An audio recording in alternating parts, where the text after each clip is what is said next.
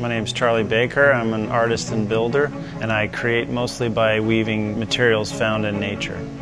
A lot of what I create, I strive to make it look as though it could have grown that way, combining natural materials in the most organic way possible.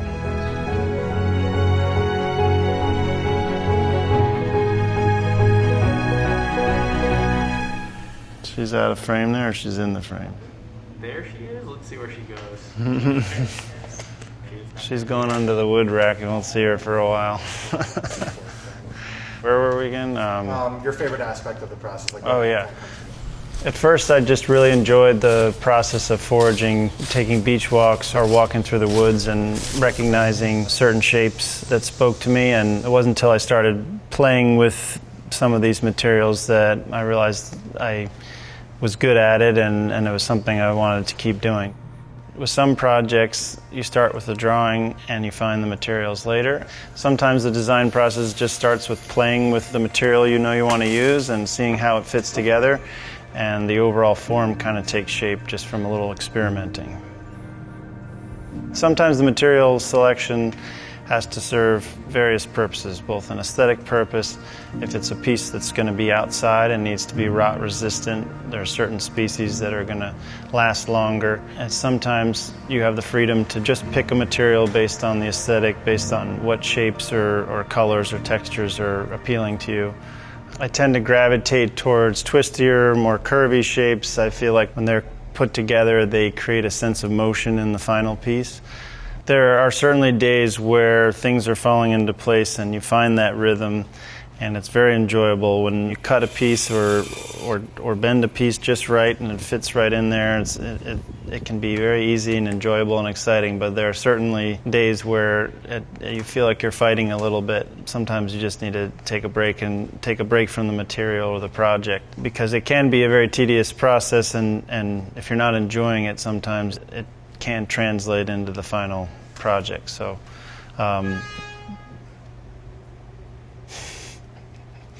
okay, I would say my most exciting part of the process is when I reach that tipping point where you can just sort of see that your original vision is coming to life. It's hard not to just sort of stop and admire it, even though it's not quite done. My largest piece I've created was a series of human-sized bird nests that were roughly 10 to 12 feet diameter, and there were 3 of them total connected with bridges. My favorite work memory would be working on the nests and feeling like I was part of a community of nesters, because I was surrounded by just a deafening chorus of birds doing their work while I was working in this grove of trees. One of the pieces I'm most proud of was a 8-foot diameter globe I made out of mountain laurel twigs.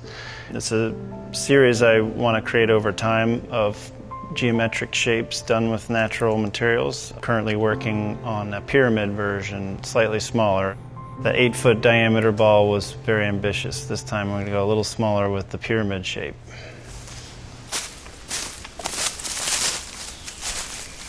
So I use laurel a lot when I'm selecting branch material. It's not a branch, it's a shrub that grows in the understory, but it has a very twiggy appearance to it.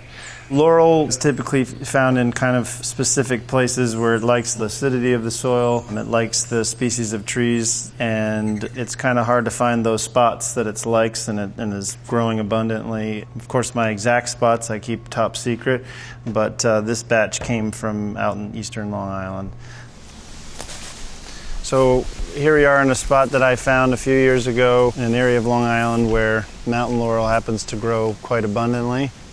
Mountain laurel has a natural resistance to rot and bugs. I've always been drawn to this look of the bark and the way it grows. It grows very twisty, wavy, seeking out the light in a dense wooded areas where it generally grows. But it's the best rot resistance that I know of in a sort of branchy looking material, which makes it great for this project.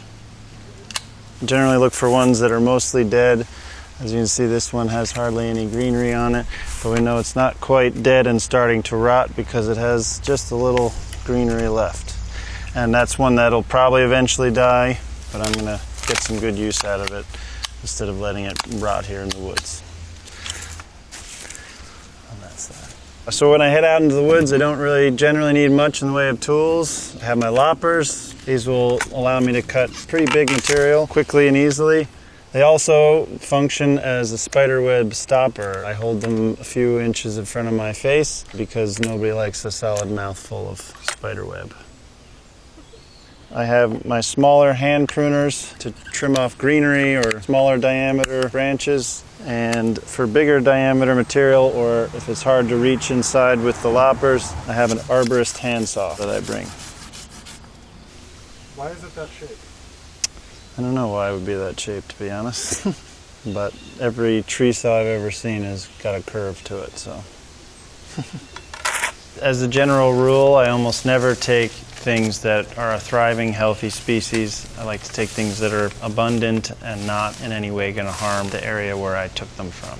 So you have a lot of criteria that needs to be filled when you're selecting a material. Una, come on.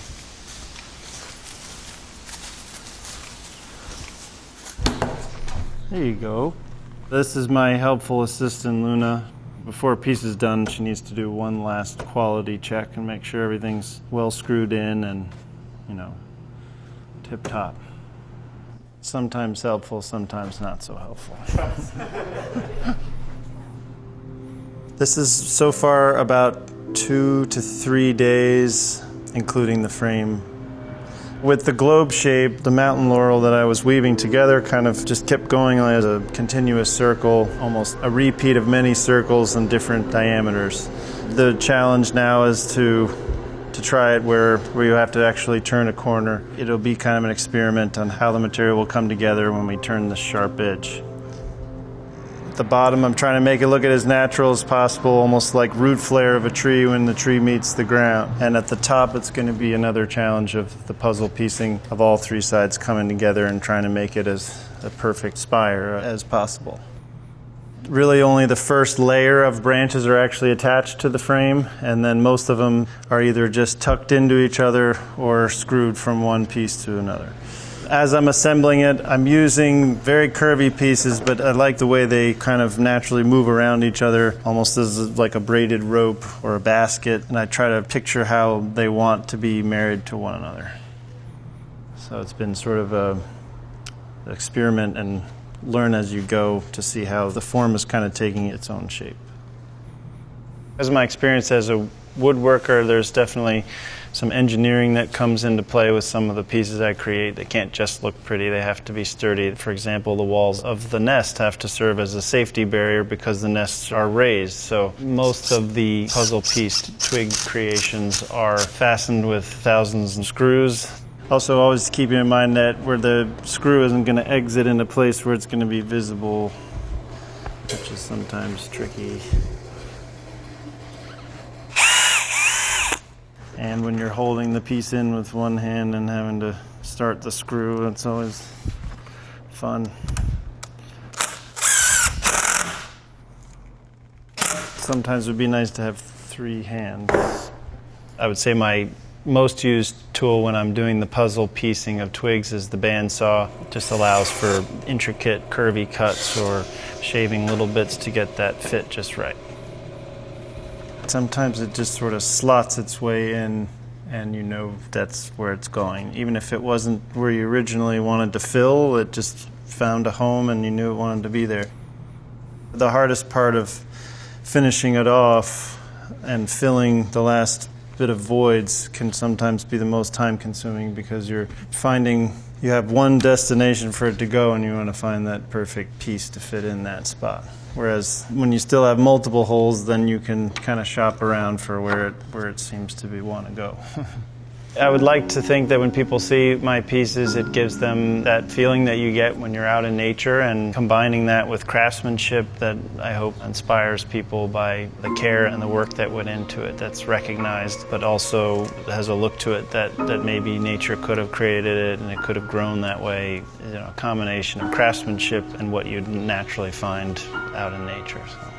I obviously have an intense appreciation for the already sculptural pieces that nature creates on its own, and in a way I just feel like I'm borrowing and combining things that are already there, because I think nobody can create these shapes better than Mother Nature.